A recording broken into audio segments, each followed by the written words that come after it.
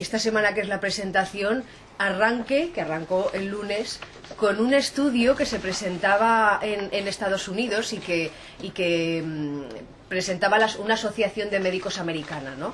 Y ese estudio tenía un titular muy curioso que tiene mucho que ver también con el libro de Julio, y que se podía sintetizar diciendo que la esperanza de vida de las personas resulta que depende ya no de las condiciones que cada uno tenga para la salud, sino de lo que tenga en el bolsillo, o lo lleno que lo tenga, y de dónde viva, ¿no? Y además no os creáis que se hablaba de una minucia, que ni un minuto de vida lo es, sino que la diferencia estribaba incluso en 14 años, según este estudio, según dónde viviera la persona y según la capacidad económica que tuviera. La verdad es que coincidía, curiosamente, que en esos lugares donde abunda la pobreza, pues también abunda pues la tasa más alta de tabaquismo, la tasa más alta de obesidad, la tasa más baja de ejercicio físico. Vamos, que las desgracias se juntan, ¿no? O que llaman unas a otras. Y al final, como todo tiene que ver con todo, pues probablemente habrá quien piense, leyendo todo esto, pues fíjate, pues tendrían que pagar más porque van a recurrir más a la sanidad pública.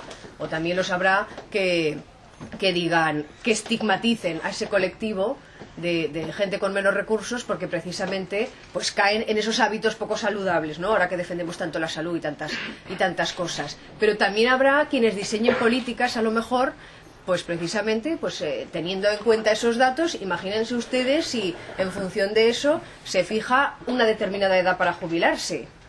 Pues según la esperanza de vida habrá quien tenga que trabajar más o quien tenga que trabajar menos, ¿no? Por ejemplo. En fin, digo todo esto y lo uno también con otra cosa que pasó el martes, que también tiene que ver con la sanidad, aunque el libro de Julio abarca muchas más cosas, que es que celebramos aquí en España el Día de la Atención Primaria. Yo entrevisté precisamente esa mañana a una médico de un centro de salud, de un barrio rural de aquí de Zaragoza, y cuando le preguntábamos en la radio si constataba en la salud de los ciudadanos que nos estábamos recuperando de esta crisis, pues nos decía que no. Nos decía que ella veía todavía en su consulta mucha ansiedad, mucho estrés de gente que pierde el trabajo o de que simplemente no llega a final de mes, y que bueno, pues todo eso precisamente no ayuda a la salud, ¿no? Entonces cuento simplemente estos dos hechos muy puntuales de esta semana porque a mí todo me recordaba a Hijos del Hormigón, que es un libro en el que Julio Enviz monta un puzzle para describirnos una realidad cotidiana que tiene mucho que ver con lo que nos pasa y con lo que pasa en este país. No hace falta irse muy lejos. Él se centra en Madrid, pero probablemente, luego le preguntaremos, a lo mejor la realidad de barrios como los de Zaragoza pues también tienen mucho que ver, ¿no?, con lo que está contando. Y él tiene la capacidad de armar ese puzzle y ahondar en las causas y las consecuencias que tejen la actualidad y que van mucho más allá de un titular, ¿no? Porque las cosas pasan por algo. No solamente, no es ni mucho menos una casualidad inocente lo que ocurre, sino que a veces, juntado con la gestión de la política, juntado con la gestión de lo público, la gestión de la crisis, pues todo provoca que en vez de casualidad se convierta en causalidad premeditada, ¿no? Muchas de esas cosas. Yo creo que hay dos cosas de Julio, y ya enseguida le damos paso a él, que es el protagonista, que provocan este libro. Él empieza con una confesión, dice: ni soy madrileño ni soy de la clase trabajadora, o lo dice Joaquín Estefanía, ahora no recuerdo bien, en un prólogo maravilloso, por cierto, y es verdad, pero sí que es dos cosas que yo creo que alumbran este libro. La primera es que es periodista, y yo creo que eso le enciende la luz roja para cuando ve un anuncio pegado en la pared de un edificio, un anuncio de una persona que busca trabajo y que cambia el tener trabajo por ofrecer una casa, por ofrecer una opción de vivir en algún sitio, y él necesita un trabajo desesperadamente. Eso le llama la atención y dice: ostras, aquí pasa algo. Yo creo que esa es la parte periodística. Y luego tiene una parte política, ¿no? Porque aunque no ejerce ahora el periodismo, pues ya vi que escribe, y muy bien, por cierto. Y tiene una parte política que yo creo que es la que le lleva a decir: pasa algo, pero pasa algo por algo, a ahondar en las razones, ¿no?, de por qué está pasando eso. Y es cuando sale Hijos del Hormigón, ¿no?, buceando en las causas de las cosas, y es cuando sale esa foto que que yo creo que es una imagen fantástica que él describe en una línea que dice: yo quiero contar la realidad de los que hacen cola para comprar en el Primar de la Gran Vía.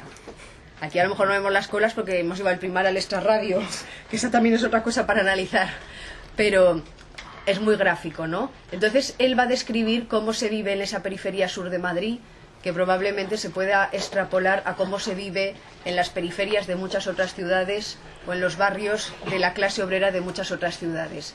Y digo conscientemente lo de clase obrera porque también en el prólogo lo resalta Joaquín Estefanía, que dice: se recupera ese término que parece que había quedado diluido, ¿no?, por la clase media, que yo creo que nos gusta más a todos, que tiene como más caché y que nos había hecho la ilusión de que hemos subido todos algún peldaño en esto de las clases sociales cuando la cosa iba bien, y que sin embargo ahora probablemente pues hayamos bajado unos cuantos todos, ¿no? A lo mejor hay que empezar a hablar de la clase obrera y menos de la clase media ahora mismo, tal y como está todo.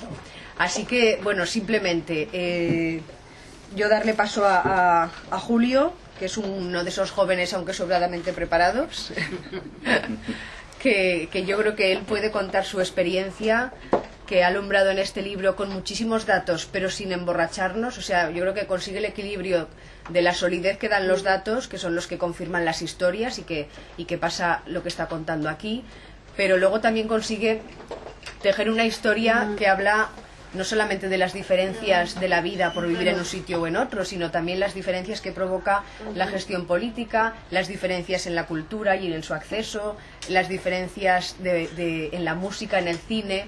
Y luego hay una cosa que a mí me gusta mucho y es la militancia que él confiesa también, ¿no? Hay un momento de los primeros capítulos en los que él dice que esta no es una historia neutral. Abomina de la neutralidad, creo que utiliza ese verbo, ¿no? Porque la equidistancia cuenta, al final, es posicionarse al lado de los poderosos. Este libro es un libro militante, es un libro que toma partido, que se posiciona, y me parece que es un libro valiente también, porque además también tiene ese punto reivindicativo de esa clase en la que otros detestan o que otros estigmatizan, y que él también sabe verle pues las cosas buenas de esa identidad propia que tienen pues todos los grupos sociales al final. Así que ya la alfombra ya está extendida. Muchas gracias. Hola, muy buenas tardes a todos. Quisiera comenzar esta intervención dando las gracias a Eva por esta presentación tan agradable, a Pau Mari Close y a Ignacio Urquizu por venir aquí de propio desde Madrid para esta presentación. Dar las gracias a la librería Portadores de Sueños por dejarnos este espacio para realizar hoy este acto. Y por supuesto daros las gracias a todos, a mis familiares, a mis amigos, a mis compañeros del Gobierno de Aragón y a todos los que habéis venido hoy aquí a hablar un poquito de sociología. La semana pasada fuimos 120 en Madrid y hoy hemos vuelto a llenar, así que está muy bien. Vamos al tema. Este libro es una obra muy especial para mí, es el tercero que publico. Escribirlo me costó 6 meses y publicarlo me costó 12. Tuve que recorrer una docena de editoriales, tuve que llamar a muchas puertas para que pudiera salir el libro, y al final encontré la de mi editor, Joan Riera, que tiene su gracia, porque es un libro sobre Madrid escrito por un baño, publicado por una editorial de Barcelona. Entonces, quiero decir, toda la dos está representada. Más que un libro sobre Madrid, yo diría que es un libro situado en Madrid, pero no es un libro de sociología cualquiera. Es un libro sobre desigualdad social, sobre clases sociales, sobre los barrios que vive gente de distinta clase social. Es un libro sobre conflictos, porque la vida está llena de conflictos. Conflictos laborales, conflictos sentimentales, conflictos militares y conflictos económicos. Y como decía antes Eva, la neutralidad, la abstención, la no injerencia siempre va a favorecer al más fuerte de las dos partes. Dice el diccionario de la Real Academia que la clase social es el conjunto de personas que pertenecen al mismo nivel social y que presentan una cierta afinidad de costumbres, medios económicos e intereses. En este libro describo un colectivo de personas que presenta cierta afinidad de costumbres, medios económicos e intereses. Es el formado por 1 millón de personas que vivimos en el sur de Madrid. Digo vivimos, pero porque el libro se escribió cuando yo todavía vivía en Madrid. Yo llevo 8 meses viviendo en Zaragoza. Pero me gusta resaltar el uso de la primera persona del plural. Nosotros vivimos en lugar de viven, porque yo pertenezco al libro. Es decir, el libro no es mío. Yo soy parte del libro en tanto que yo describo lo que sucede en 6 barrios de Madrid y de los cuales yo era un habitante más. Este libro no defiende a ningún partido político específicamente. Cualquiera puede tener su filiación, su propia ideología y encontrar puntos y capítulos en los que se esté a favor y en los que no se esté de acuerdo. Pero sí que defiende un colectivo, y es el colectivo de la clase trabajadora madrileña. Hace 4 años el periodista británico Owen Jones publicó el libro Chaps, la demonización de la clase obrera, acerca de la clase trabajadora británica y su permanente ridiculización y burla desde los medios de comunicación y desde personas de clase media que incluso presumían de su filiación izquierdista. Tras leerlo un día se nos planteó hacer el mismo ejercicio pero en España. Yo, puesto que vivía en Madrid, decidí que Madrid debía ser el marco, no tanto España, tanto que servía como un escenario para esta tragicomedia. El libro es muy cómico, pero es muy trágico. Creo que intento unir esas dos facetas que tienen que ver bastante con mi propia personalidad. Mi propia personalidad es tragicómica y siempre tiene muchos altibajos, como los tiene el libro. Pero periferias hay en todas las grandes ciudades europeas.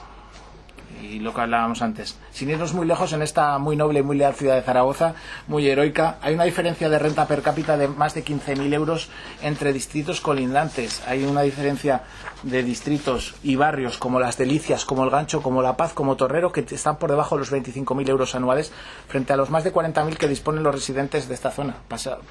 Paseo Constitución, Plaza de los Sitios o incluso de la Romareda. Yo siempre digo que en Zaragoza la crisis acabó el día que acabó la Expo. Empezó el día que acabó la Expo. Y esta crisis, que va camino de una década, ha agravado las diferencias entre clase media y clase trabajadora. Tenemos una clase media propietaria de viviendas que veranea en Salou o en Biescas, que lleva a sus hijos a la universidad, y clases trabajadoras y excluidas que están en verdadera situación de emergencia social. La pobreza energética, los cortes de luz, los desahucios, la xenofobia y los retrasos en el transporte público o los recortes en sanidad del anterior gobierno son fenómenos descritos en este libro, aunque se encuentre en Madrid, se ubique en Madrid. Os voy a confesar una cosa. En la promoción del libro hemos hecho una serie de vídeos que los ha realizado José Valero ahí en la cámara de fotos, que los hemos grabado en la zona de Alférez Rojas de Las Delicias. Y dije, van a pensar que es Carabanchel porque las viviendas son exactamente iguales. Son viviendas de los años 50 y años 60, grupo sindical del Ministerio de la Vivienda franquista, y están en toda España. Y son exactamente el mismo modelo copiado en todas las periferias de las grandes ciudades. Por supuesto, todas sin ascensor. Voy a ir terminando esta primera ronda para que hablen los dos sociólogos expertos, porque tengo muchas ganas de escucharle, y después, si hay tiempo, haremos preguntas. Yo creo que este es un libro de denuncia y de defensa de aquellos que en las grandes ciudades peor les ha tratado la crisis. Aquellos que ya no se pueden ir de vacaciones porque es probable que los desahucien o les corten la luz. Aquellos que veían antes el fútbol en casa en el Plus y hoy se asoman a la ventana de un bar para poderlo ver al descuido. Termino, he ido muy rápido, pero bueno. Luego en la réplica me defiendo mejor. Yo en la ida soy muy... Bien. Termino con una frase que para mí es la que más me gusta del libro, y es que salud, dinero y amor no son variables independientes entre sí.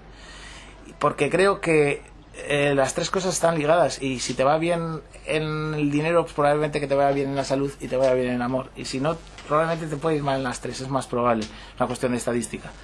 Y no os burléis de los que están peor que vosotros y ayudadle a prosperar, porque igual algún día os toca cambiar su lugar. Muchas gracias a todos.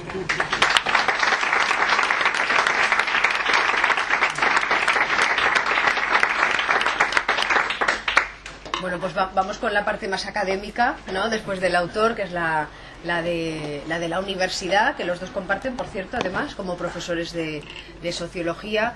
Yo no sé quién quiere romper el hielo primero.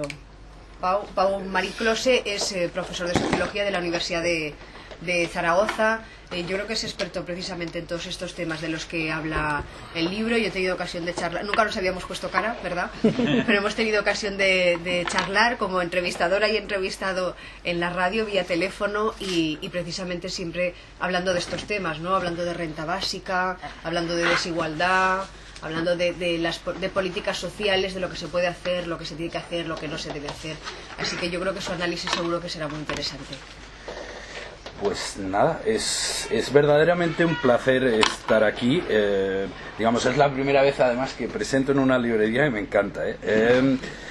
Y es un placer porque este libro en cierto modo es una excepción. O sea, la crisis la hemos contado, yo creo que de una manera un poco inapropiada. Y en este libro, digamos, hay un cambio de rumbo. Es decir, estamos otorgando casi por primera vez el protagonismo a la clase trabajadora, ¿no? En una crisis que, según algunos, digamos, pues oye, ha afectado, aparentemente la hemos sufrido todos por igual, es una crisis, oye, que ha hecho sufrir a la gente, a las mayorías sociales, digamos, a las mayorías silenciosas, es decir, digamos, a un conjunto amorfo de personas indiferenciadas, de hogares que en cierto modo sí, pues en todo caso están confrontados con unos señores que están muy arriba, que es una élite, una casta, digamos, que sigue enriqueciéndose, pero que aparentemente, oye, los que están por debajo de estos señores, que en todo caso son el 1%, el 0,1%, pues oye, todos aparentemente son iguales, ¿no? Y yo creo que en este libro, uno de los grandes valores de este libro es la reivindicación de que dentro de esta masa amorfa hay clases sociales.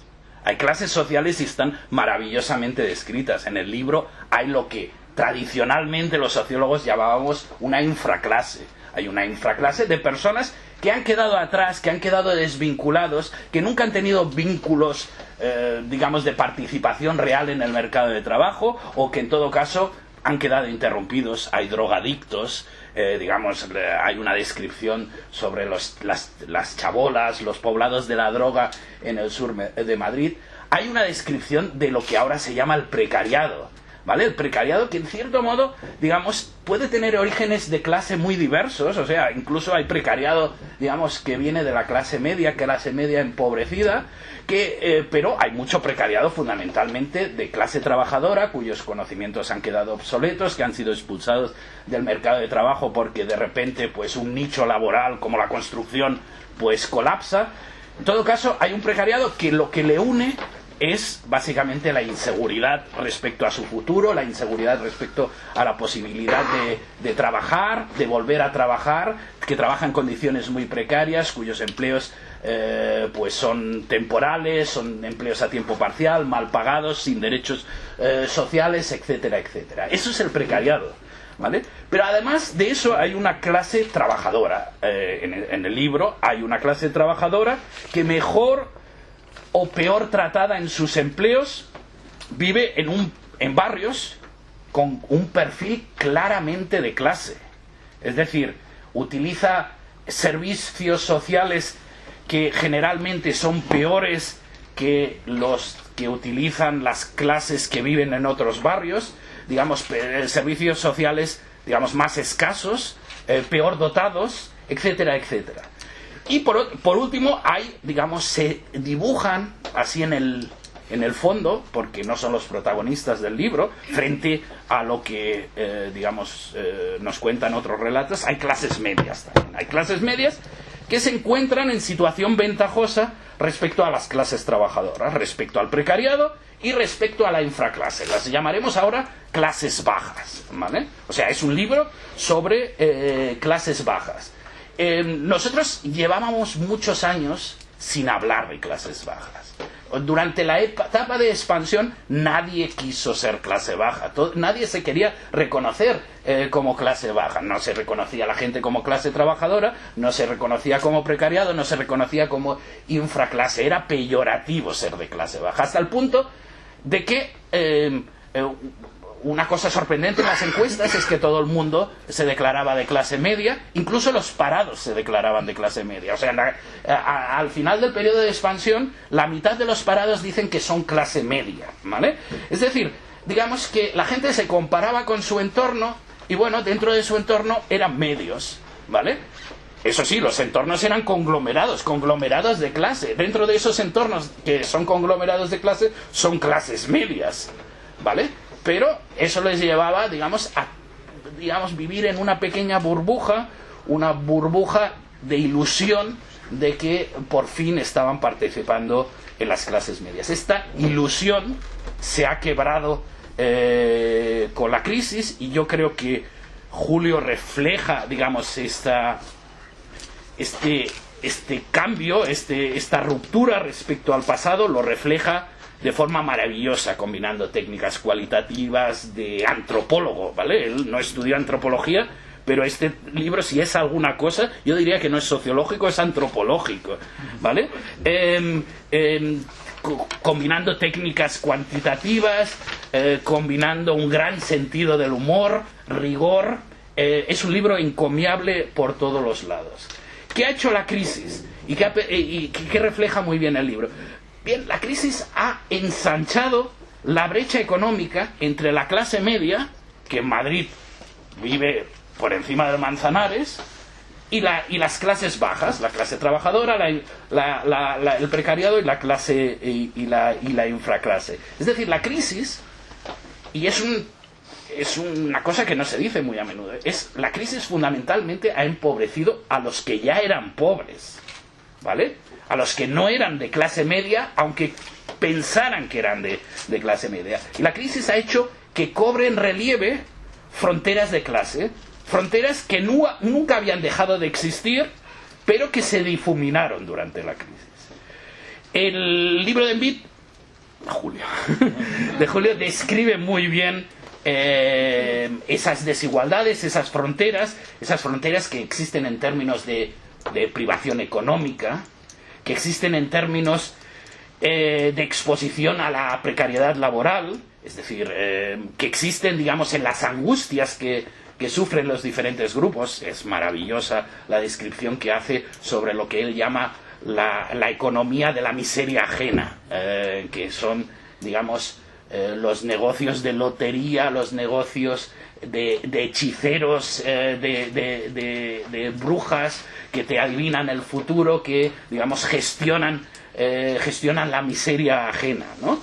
Ha puesto en evidencia las fronteras que existen en el acceso a buenos servicios, a servicios sanitarios, a servicios educativos, al transporte público, y ha puesto en evidencia el comportamiento asimétrico en términos políticos. En un determinado momento, digamos, todos los analistas políticos habían dejado de analizar el comportamiento electoral en términos de clase. Bueno, las clases sociales todavía definen el comportamiento político, y Julio, digamos, lo muestra de forma muy clara.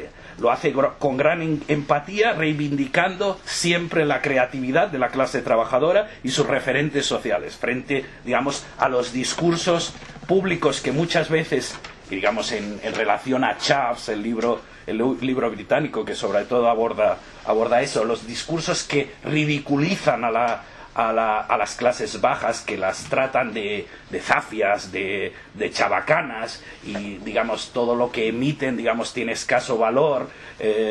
Bueno, es prescindible, digamos, que Julio enfatiza en muchos momentos la creatividad, la originalidad de expresiones culturales de la clase trabajadora, y lo hace con admiración, con cariño, por su objeto de estudio, que en este caso es la subcultura de la clase trabajadora.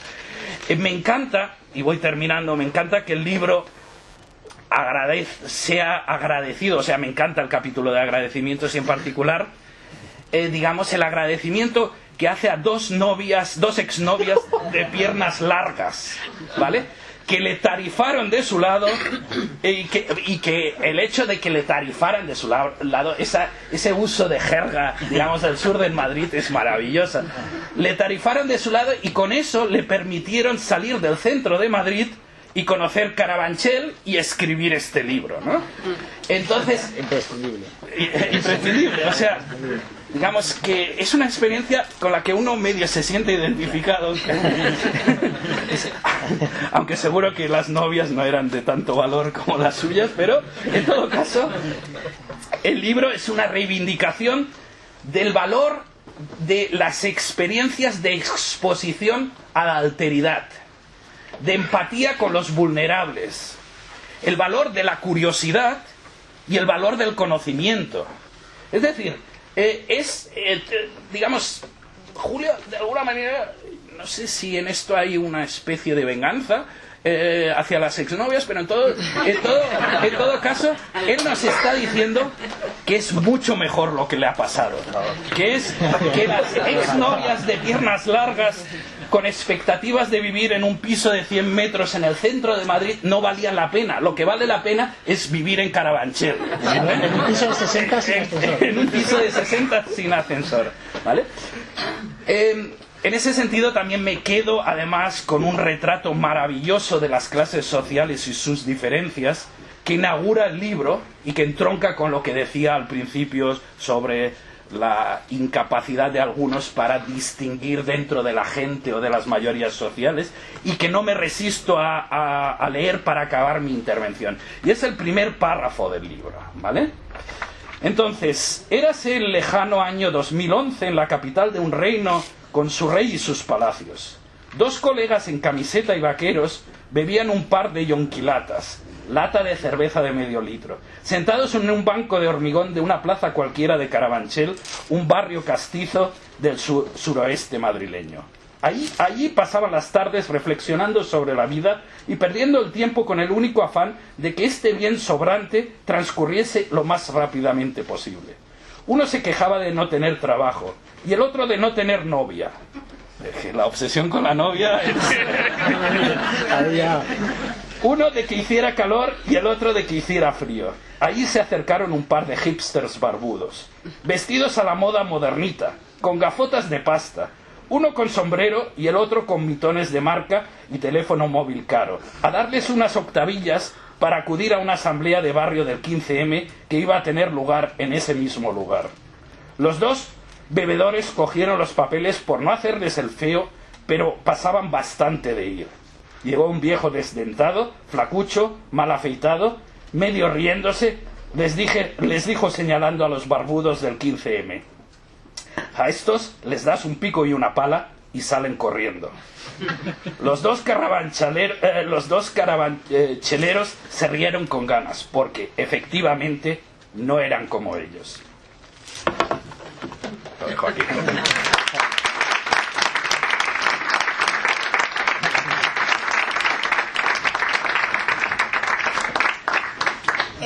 El del profesor Close ha sido, yo creo que un retrato sociológico, ¿no? Que es lo que también consigue el libro a través de la escritura, de los datos y de todos esos retratos que va haciendo y contando esas historias.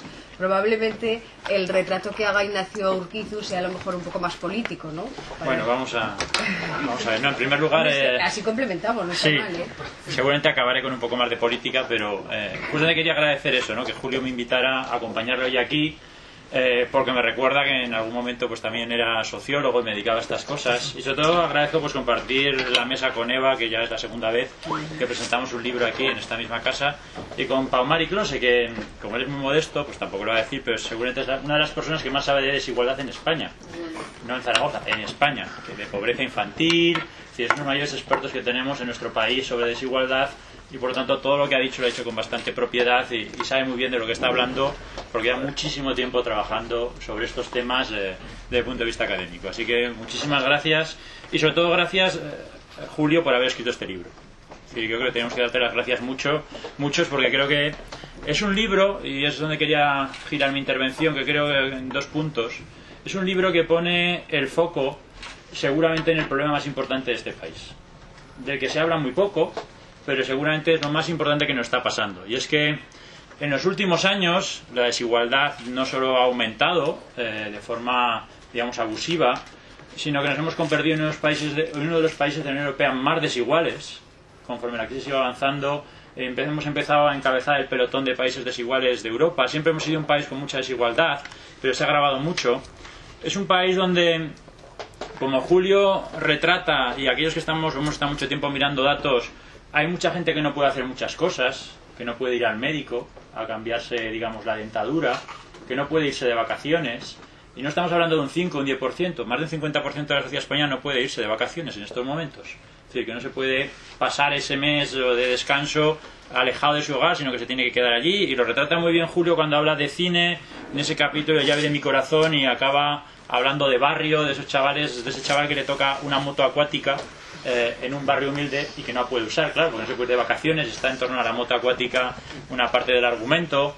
Lo cuenta muy bien en el capítulo de exclusión social, cuando habla pues de todos esos inmigrantes que llegan a Madrid, en qué condiciones, cómo son, digamos, apartados en estos centros de internamiento, qué condiciones de vida tienen, y que lo estamos viendo ahora mismo pues con la crisis de los refugiados en Siria, cómo se apelotonan miles de personas en nuestras fronteras, y cómo cuando consiguen entrar acaban en esos barrios tan humildes, donde hay gente muy humilde, gente que no puede hacer muchas cosas y que tienen que compartir la pobreza. Es decir, que pone el foco, creo, en algo de lo que estamos hablando muy poco, por diferentes razones. Yo creo que se habla muy poco, una parte por la agenda mediática y la agenda política, porque nos hemos empeñado en hablar de cosas que a lo mejor a los que opinamos nos parecen muy importantes, pero al conjunto de la sociedad no tanto. Es decir, que a veces ponemos el foco en cosas que sí está muy bien, pues hablar de los papeles de Panamá, y es necesario seguramente decir cosas, es necesario hablar de la corrupción política. Creo que en cierta forma a veces se sobredimensiona, es decir, no creo que sea el problema más importante de este país, lo digo así pues, como provocadora, pero como creo el problema más importante, y así lo percibe muchísima gente también, es la desigualdad. En un país, por cierto, que es de los más solidarios del mundo, porque cuando uno coge las estadísticas mundiales se da cuenta que España es uno de los países que menos tolera la desigualdad. Los españoles llevan muy mal las injusticias. Así que tenemos un problema bastante grave, porque es un problema importante del que se habla poco. Y se habla poco, creo que por una razón importante que Julio intenta argumentar constantemente. Y es que a esta gente se le demoniza, digamos, en diferentes ámbitos. Habla de muchas series de televisión, todos nos reímos mucho con Aida, nos reíamos con Aida, con Mauricio Colmenero, pero en el fondo lo que se estaba haciendo es demonizar a una clase social, la que vive en sus barrios humildes, a una señora que tiene que limpiar casas, una señora que es prostituta, un señor que tiene una tienda de barrio. Nos reímos mucho de ellos, pero en el fondo nos estamos riendo también un poco de una clase social, porque a nadie se le ocurre hacer humor muchas veces con los ricos o con la gente, con los empresarios. No vemos series de televisión donde justamente el empresario sea un tipo gracioso y que nos tengamos que reír de él. Así que se ha contribuido desde muchos espacios, como ya señalaba Owen Jones en el caso británico, pero en este caso Julio Enviz en nuestra versión española, se ha contribuido mucho a demonizar y a ridiculizar a estas personas, que no son pocos, porque la pobreza en España está en torno al 24-25%, según diferentes organizaciones. Es decir, que no estamos hablando de 4 personas, estamos hablando de bastante gente, ¿no? Además, se pone en foco en cosas que a mí tengo que decir que me han llamado la atención, porque no había reflexionado mucho sobre ellas, y que me ha gustado mucho, como cuando también citaba hace un momento Pau, la economía de la miseria. Y es estos negocios que cuanto peor le va a la gente, a ellos les va mejor. Y esto es curioso. Es decir, cuanto más desesperanza tiene la gente porque está más frustrada, pues juega más a juegos de azar, se consulta más el tarot, se intenta saber más un poco el futuro sin saber muy bien si esta persona pues tiene esos poderes mágicos. Es decir, que hay gente que hace negocio con la desgracia de la gente, y esos negocios, como demuestra Julio, han aumentado en este país con la crisis. Es decir, que vivimos en un país con unas condiciones muy dramáticas. Y en segundo lugar, y es donde quería detenerme, y a lo mejor es la parte más política, yo creo que este libro, además de ser un libro de denuncia, digamos, de una clase social y de una situación como la desigualdad, es una denuncia de una parte del debate político que se está produciendo en este país. Lo estaba diciendo ahora mismo también con ese párrafo Pau, y yo lo estoy empezando a experimentar un poco en mi experiencia política. Es decir, en este país se habla de muchas cosas sin saber sobre esas cosas. Hay mucha gente que opina de muchos temas sin tener un conocimiento muy profundo, y eso lo hemos visto, o lo estamos viendo incluso en los nuevos partidos políticos, que de repente estos días he visto cómo hablaban de reales decretos que no leían, de leyes que desconocían, pero ellos dan opinión y dicen que hay que quitar todas sin haberse leído ni siquiera para detener. Creo que este libro lo que hace justamente es decir, vamos a hablar de ellos con propiedad, y con propiedad es poniendo la luz y dando datos. Es decir, que es un libro que intenta reivindicar, creo, una cierta rigurosidad en el debate político, haciendo algo que también me gusta, que es entretener, porque es un libro ameno, es un libro que uno puede leer con facilidad, no es tan aburridos como los que escribimos Pau y yo con datos y datos como los académicos, sino que realmente tenemos que aprender de Julio, porque hace que sea atractivo, te entran ganas de seguir y seguir leyendo para ver qué le pasa al personaje, es decir, para ver qué le pasa a ese señor que vive en Carabanchel, que va viendo pues carteles, como cuenta, de gente que da su piso a cambio de un puesto de trabajo. Deja que alguien viva en su piso si le da trabajo. Es decir, fijaros los dramas que estamos viendo, de los que, como digo, casi no se hablan, que existen, de los que no ponemos el foco y que están ahí. Por eso yo creo que estos de la nueva política tienen mucho que aprender de este libro. La nueva política es una especie de cajón desastre donde todo cabe, ahí metemos todos nuestros deseos y expectativas, y cuando algo es malo decimos que es vieja política. Es decir, que parece ser que lo nuevo siempre es bueno y lo viejo siempre es malo, ¿no? Y lo que este libro nos enseña es que hay cosas que llevan con nosotros mucho tiempo y que no sé si van a seguir mucho tiempo con nosotros, pero me da la sensación que sí. La desigualdad no es nueva. La desigualdad es algo que se ha producido en este país y en estas sociedades desde hace mucho tiempo, y seguramente lo nuevo no es su existencia, sino tener respuestas novedosas y que pues sean capaces de resolver el problema. Eso es lo nuevo. Pero denunciar la desigualdad, que creo que pocos lo hacen, no es nuevo. La desigualdad siempre ha estado con nosotros y la novedad sería tener alguna respuesta novedosa. Es decir, que alguien nos presentara políticas públicas de verdad, digo entre los nuevos, porque entre los más tradicionales hace tiempo que llevamos combatiendo esto. Es decir, sabemos lo que es el estado del bienestar, lo que son las políticas sociales, lo que significa determinados elementos, ¿no? Así que creo que es un libro que entronca mucho con ese tipo de debates en los cuales, como bien estaba enseñando ahora mismo Pau, nos han intentado convencer que hay un 1% de la sociedad que trabaja contra el 99% restante, y es que ese 99% es muy complejo. Si alguien sigue a Pau, descubrirá cómo él tiene una especie de cruzada contra todos aquellos que dicen que esta crisis ha golpeado a las clases medias. Y cuando uno va a los datos, es decir, mira los rigurosos, se da cuenta que las clases medias no han perdido realmente con esta crisis. Los que han perdido son los pobres, los que han perdido sus puestos de trabajo. Los que trabajaban en la construcción y ganaban 2.000 o 3.000 euros ya no ganan nada. Esos son los que han visto realmente defender su trabajo. Gente que no tiene formación, que cogieron trabajos poco cualificados en determinados sectores y que ahora mismo pues esos sectores han desaparecido y que están en una situación muy precaria, ¿no? Es decir, que realmente es un libro de denuncia pero con rigurosidad, y yo creo que eso es lo que más me gusta, porque en esto de la nueva política creo que hay una cierta tendencia a la simplificación. Se simplifica todo demasiado.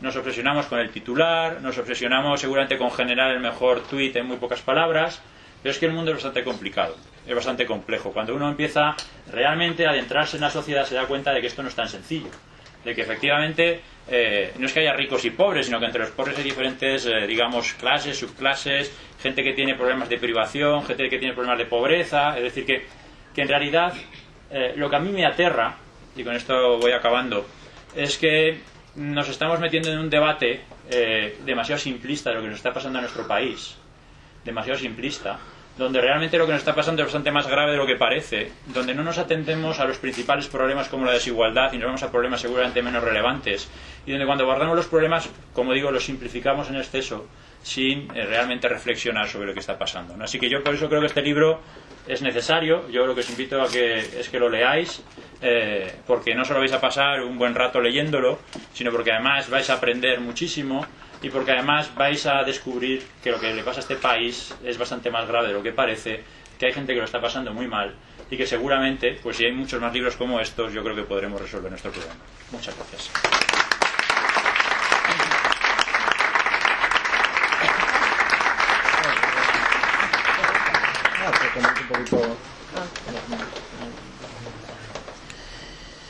Bueno, yo quería comentar, antes de pasar paso a las preguntas, un par de los aspectos que han citado Ignacio y Pau. Yo creo que una cosa que me sucedió a mí, yo estudié en Somosaguas, políticas. Allí me enseñaron a leer el marxismo, ideología marxista, los textos clásicos, y creo que la vida es mucho más compleja que lo que nos enseña la teoría clásica. Es decir, que solo haya dos clases, que hay un 1% de burgueses frente a un 99% de proletarios, es demasiado ideal para ser real. Yo soy de los que cree que al menos hay 5 clases sociales, y creo que de los conflictos que subyacen entre unas y otras es donde surgen los problemas de este libro. Creo que yo apenas hablo de los muy ricos en el libro, prácticamente no los menciono, simplemente intento hablar entre las clases medias y las clases trabajadoras, y entre aquellos que incluso desean ser clase trabajadora. Es decir, hay una clase de excluidos que mencionamos en el libro que estarían locos por tener un puesto de trabajo o por cobrar un subsidio de paro, por tener un alquiler. Es decir, hay gente que está mucho peor que aquellos que están al borde del desahucio. Es decir, porque están absolutamente fuera de cualquier tipo de legalidad, de pensión, de ayuda y de red social que le pueda llevar más lejos. Yo sí creo que la desigualdad es el principal problema de este país. No es ni siquiera la corrupción, ni siquiera el paro. El paro, creo que no, el trabajo no debe ser un fin en sí, no debe ser el objetivo de un gobierno, de un partido, de una ideología conseguir el pleno empleo. Yo creo que el pleno empleo, y lo contaba en Madrid, el trabajo es un medio, no es un fin. El trabajo sirve para que uno pueda hacer lo que realmente quiere hacer. El trabajo es lo que nos deja comer 3 veces al día y tener unas horas con nuestros parientes y nuestros amigos. Crear empleo por sí no debe ser un objetivo. Es decir, en Egipto había pleno empleo, en el antiguo Egipto, para hacer las pirámides a latigazos, y todo el mundo no estaba contento. El libro sí que tiene mucho sentido del humor, porque creo que tú no puedes contar un peñazo de 200 hojas sobre clases sociales sin hacer que el lector se ría. Es decir, tiene el sentido del humor que tenía, a mi parecer, Aída, que es para mí la serie de referencia de la clase trabajadora. Es decir, todo es muy tragicómico y todo tiene una parte que te arranca una sonrisa, tanto en esto como he intentado yo hacer en el libro. Sin embargo, es muy serio lo que está pasando en este país. Y no sé, es una herramienta para que el libro sea mucho más rápido. El libro está lleno de economía de la miseria ajena, que creo que es la principal ocurrencia, aportación que yo le doy a este libro, que es aquellos puestos de trabajo y negocios que solo te van a ir bien si a los demás les va mal. Es decir, tú no puedes ganar dinero con una tienda de objetos de segunda mano si la gente no está totalmente arruinada para vender su lavadora. Tú no puedes ganar dinero con una casa de apuestas si no hay gente que entra a apostar. Tú no puedes ganar dinero con una tienda de nigromancia y de lectura de manos si la gente no está desesperada. Y lo mismo sucede con otro fenómeno que me quedé con ganas de profundizar más, y que solo veo en los barrios de clase trabajadora, tanto en Madrid como en Zaragoza, que es el repunte de la religión. A mi parecer es muy peligroso el repunte de la religión en los barrios de clase trabajadora, donde se están creando cultos evangélicos y otras religiones, incluso desarrollo del Islam, del ortodoxo en comunidades, donde encuentras un refugio más allá para lo que vendrá, y que te aportan una solución que lo Estado o lo público no te lo aporta. Y sin embargo nunca vas a ver a una persona en el centro repartiendo tabillas o montando un culto evangélico en la Plaza España de aquí o en la Puerta del Sol. ¿Qué termino yo con esto? Me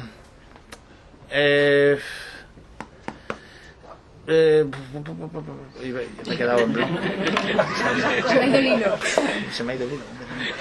Bueno, pues sí que hay mucha maldad en el libro, pero me quedo con los 60 metros y no tener ascensor. Eso era la novia, las novias. Las dos. Y si queréis... Mientras encuentras el hilo, a mí Sí, me gustaría que hablaras de una cosa que me parece importante y que creo que ha sobrevolado, pero que no hemos profundizado. Y estamos diciendo todo el rato, esto es lo que pasa y esto es muy grave y esto es lo que pasa, pero me gustaría ir a la segunda parte, y es por qué pasa lo que pasa. Quiero decir que en el libro tú explicas perfectamente por qué, y hay un por qué, los habitantes del sur de Madrid tienen que andar una media de 15 minutos para llegar a la primera parada de metro. O por qué hay menos salas de cine, o por qué las 7 u 8, que no sé cuántas, ya no me acuerdo cuántas universidades hay en Madrid, ninguna esté situada en el sur, en ninguno de esos barrios del sur, por ejemplo. O sea, hay decisiones que toman personas para que eso pase. Hay gobiernos locales que deciden dónde se pone el transporte público, hay gobiernos regionales que deciden dónde se ponen las universidades. Quiero decir que yo recuerdo una frase que ya no sé quién la decía, que decía que la crisis hace posible decisiones políticas que sin ellas serían imposibles, ¿no?, de abordar. Tú describes también eso en el libro, ¿no?, en las consecuencias de las decisiones políticas que sirven para ahondar a veces en esa brecha de la desigualdad. En Madrid me preguntaban, una de las preguntas del público, que qué medidas tomaría yo para corregir la desigualdad y mejorar las condiciones de vida. Hablar de transporte público en Zaragoza estos días tiene bastante miga, pero para mí una principal medida de apoyo a las clases populares y a los barrios de la periferia es el transporte público. Para mí es esencial. Quiero decir, los poderes públicos, los ayuntamientos tienen que invertir para que haya un transporte público con buenas frecuencias que llegue hasta las afueras, para que la gente pueda disfrutar de su vida. Es decir, en el libro hago un cálculo que es qué pasaría si uno vive en el barrio de las Águilas, un barrio del sur de Madrid, y trabaja en el norte de Madrid, en San Sebastián de los Reyes. Pues que cada 17 años uno se lo va a pasar en el tren, dentro del tren. Y eso no le va a pasar a una persona de clase media. Es decir, cuando aquí en Zaragoza me dicen, no, la crisis no la huelga de autobuses no es tan importante. Hombre, no es tan importante si vives en el Paseo Pamplona o vives en la Romareda. Pero si vives en La Paz o vives en Jusligol o vives en Valdefierro y tienes que trabajar en otra punta de la ciudad, es absolutamente crucial en tu vida, en tu desarrollo cotidiano de vida. Y por último, no sé, yo creo que las decisiones políticas. Sí que existen unas decisiones políticas que favorecen a unos o a otros. Yo soy de los que creo que no es lo mismo la derecha que la izquierda, lo nuevo de lo viejo. Creo que cada cual tiene su propio proyecto y creo que en este tiempo de multipartidismo los partidos deben de llegar a acuerdo.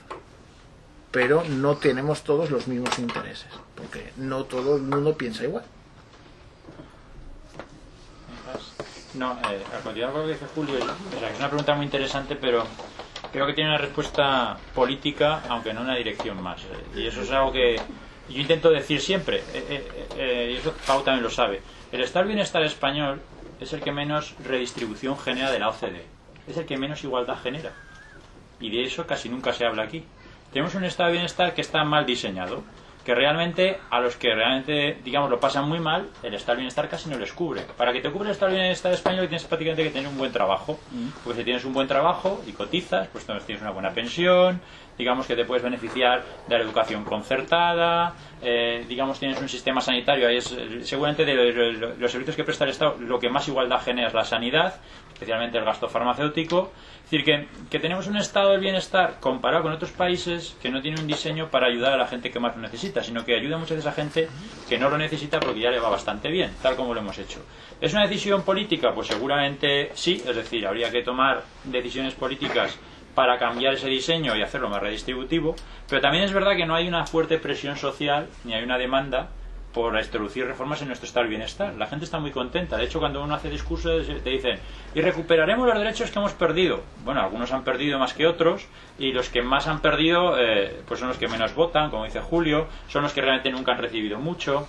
Es decir, que tenemos un problema de estado del bienestar bastante serio, que nos tenemos que tomar de verdad en serio para poder combatir cosas pues como la pobreza, que en nuestro estado del bienestar se combate de forma muy tímida y no hay realmente políticas ambiciosas en ese sentido, especialmente pobreza infantil. Es decir, que tenemos que empezar a reflexionar a cómo caminamos un estado del bienestar mucho mejor que el que tenemos, con reformas profundas. De tal forma que para cuando vuelva otra crisis, porque volveremos cuando salgamos de esta, creceremos, pero volveremos a tener otra en el futuro, cuando vuelva otra, digamos, la caída no sea tan dura como ha sido esta, especialmente para la gente que está en la parte más baja de la sociedad.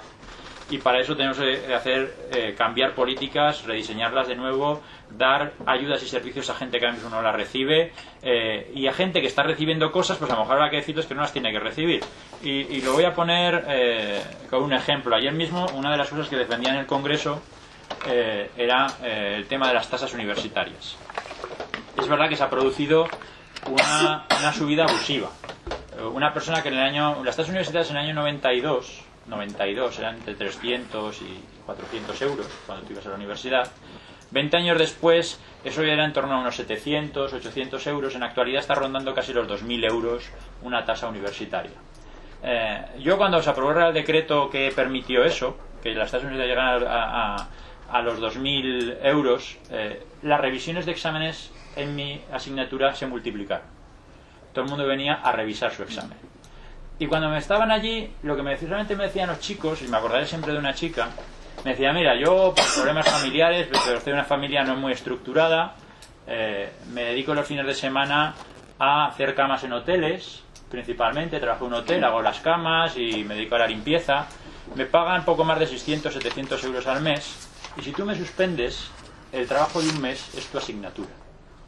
El trabajo de un mes, el sueldo de un mes era mi asignatura.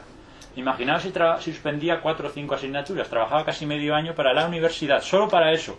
Luego tenía que alquilarse un piso y comer y vestirse, esas cosas que suelen hacer las personas, ¿no? Es decir, que realmente lo que se han producido son decisiones políticas que han ido en contra de aquellos que tienen muchos obstáculos en la vida, y se les ha puesto todavía más obstáculos. Eso es lo que se ha hecho con esta crisis. Aquellos que lo estaban pasando muy mal le han dicho, ya lo vas a pasar peor.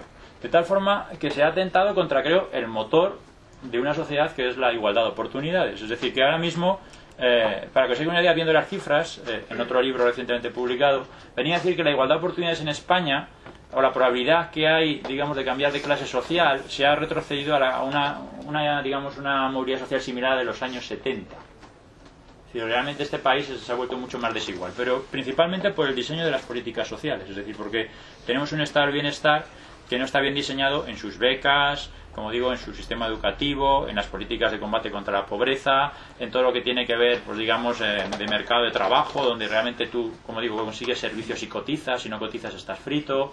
Es decir, que tenemos que reflexionar sobre eso. Algo que no se hace, los nuevos partidos no se lo he escuchado, porque les he escuchado hablar de muchas cosas, pero no les he escuchado hablar de esto, de cómo modernizamos y cambiamos nuestro estado del bienestar.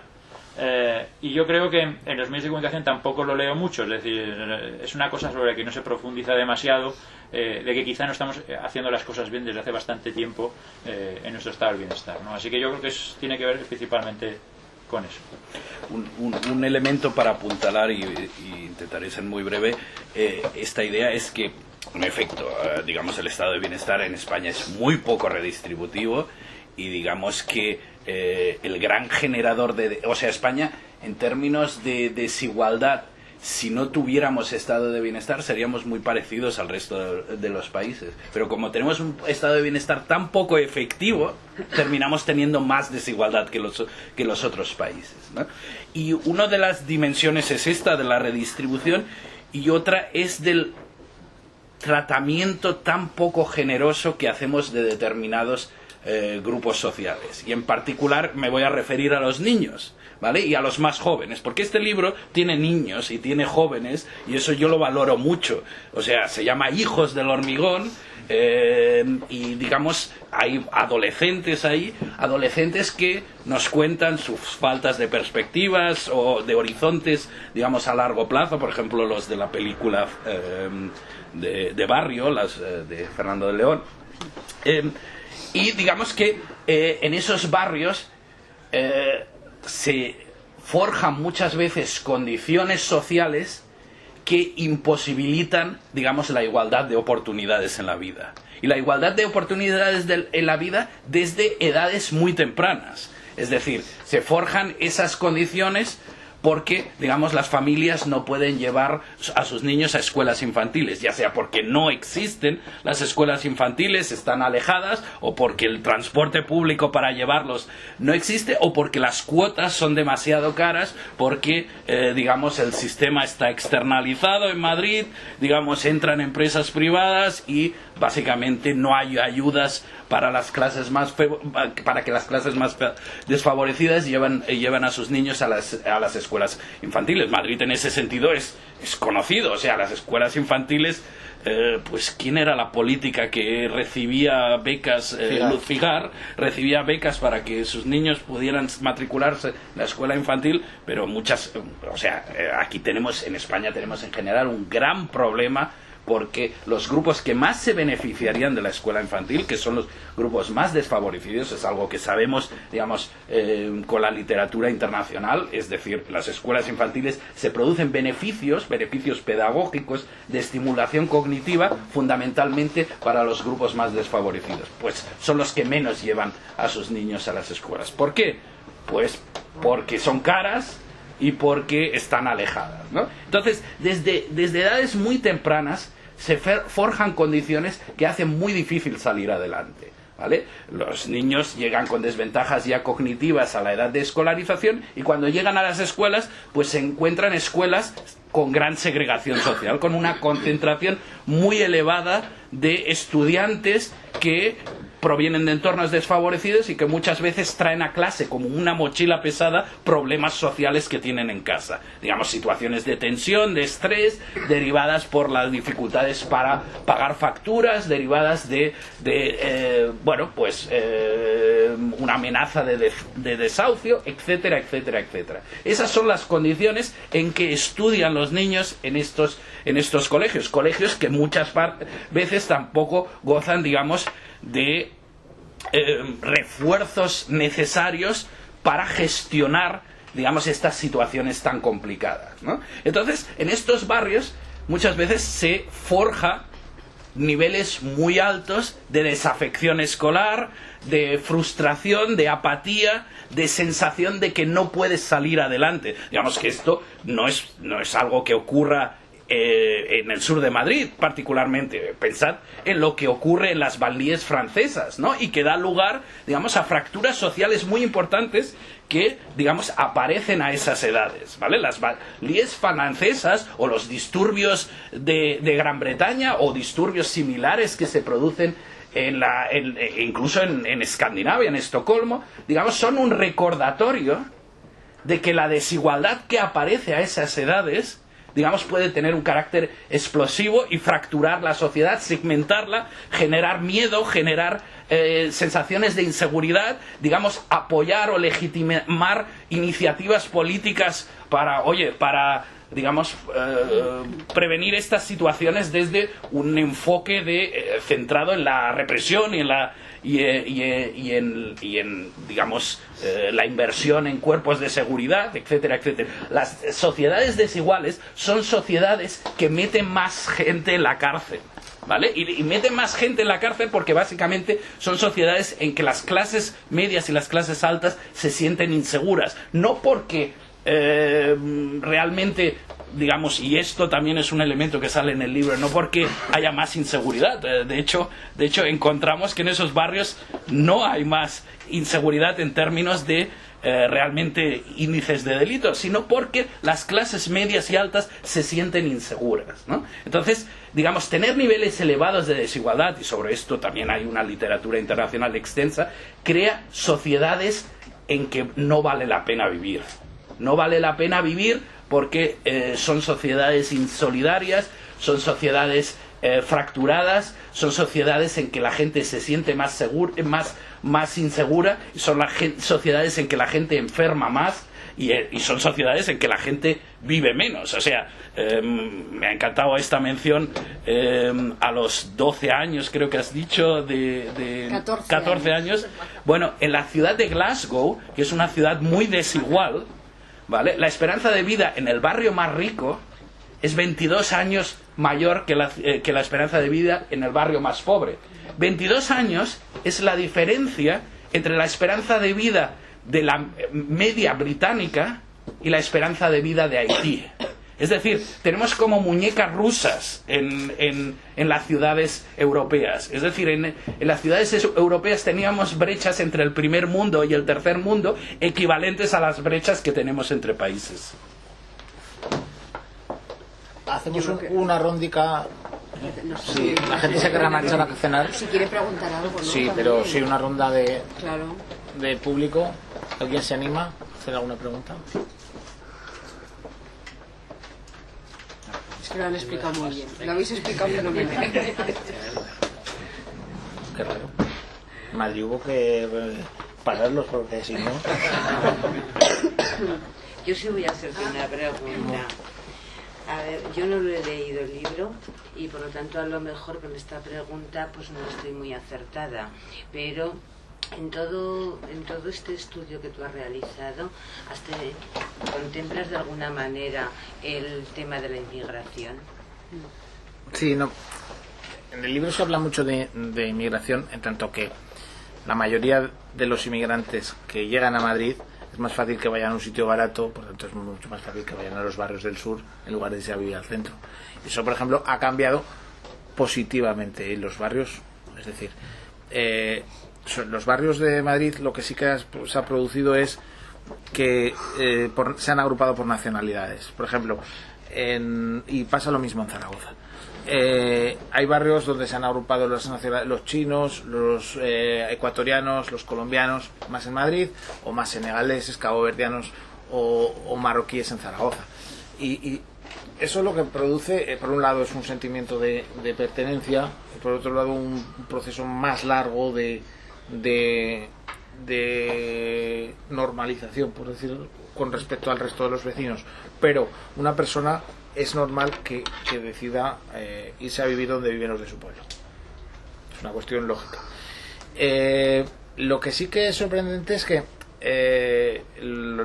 Madrid es una ciudad, por ejemplo, la Comunidad de Madrid, muy desigual en el tema de la educación concertada y pública. Madrid se ha primado muchísimo la concertada, se ha preferido crear colegios nuevos de la concertada y que los alumnos inmigrantes vayan a la pública. Y eso, cuando se creó la concertada, una vez en la Fundación Alternativas nos lo dijo José María Maraval, que fue el principal exponente de la concertada para universalizar la educación, que era una cuestión temporal, es decir, era un proceso temporal hasta que se hicieran institutos y colegios públicos suficientes y se retiraría. Y sin embargo en Madrid, desde que se transferieron las competencias, hay nuevas concertadas. En la emigración y sobre todo en el tema infantil, que tengo aquí al maestro y entonces no puedo hablar con mucha más propiedad que él, sí que se ve esa diferencia en la educación, especialmente en concertada y en pública. Yo he vivido en Getafe, bueno, yo viví en Getafe, digamos, en el momento en el que yo creo que cambió Getafe. No sé si me gustaría saber si hay datos o si conocéis la diferencia entre cómo esta Getafe, Leganés, Fuenlabrada, etcétera, tuvieron un periodo en el que hubo inversión pública y parecía que las desigualdades estaban reduciendo respecto de los distritos propiamente de Madrid, Villaverde, sí, Carabanchel, etcétera, que se quedaron ahí parados, y si eso ha podido también tener un efecto sobre la crisis. En el sur de Madrid, por un lado están los distritos de fuera del centro, del anillo exterior, y luego están los municipios de otro siguiente anillo. Se ha habido mucha más inversión pública en aquellos que eran municipio que en aquellos que eran distrito. En tanto que el sistema madrileño lo que ha hecho es que las juntas de distrito se han quedado para organizar fiestas patronales y para poco más, y oficinas de registro. Un ayuntamiento excelentísimo como puede ser el de Getafe, Alcorcón o Leganés tiene más presupuesto para poder hacer más infraestructuras y mejores servicios públicos que un distrito en el que depende todo de lo que se decida en la Casa de Correos. En ese caso, Villaverde y Getafe, que están pegados, Villaverde es un barrio de Madrid, Getafe es un municipio propio, partiendo de un punto de partida muy similar en los años 70, no tiene nada que ver lo que soy Getafe con lo que soy Villaverde, por el hecho de ser un ayuntamiento. Bueno, estaba la universidad también. Y la universidad es fundamental. ¿Alguien más se anima? Pues hombre, yo creo que para poner el punto final, ¿no? O el broche y acabar con cierto mensaje de esperanza, yo sí que te preguntaría cuál es la receta o la fórmula, porque seguro que hay muchos ingredientes para darle la vuelta a esta realidad, ¿no? O por lo menos mejorarla. Yo creo que hay que hacer todo lo posible por ser feliz y hacer feliz a los demás. Entonces, hay que mantener un sentido del humor lo suficientemente estable y hacer que los demás, que la política o la difusión o la investigación tenga un objetivo, que es hacer feliz a los demás. No hay otro camino. Si yo me dedico a la política es para que una persona me pida una cosa, se la pueda solucionar y sea feliz. No tiene otro sentido la vida, ni siquiera el trabajo. Pues con ese mensaje acabamos. Gracias a todos.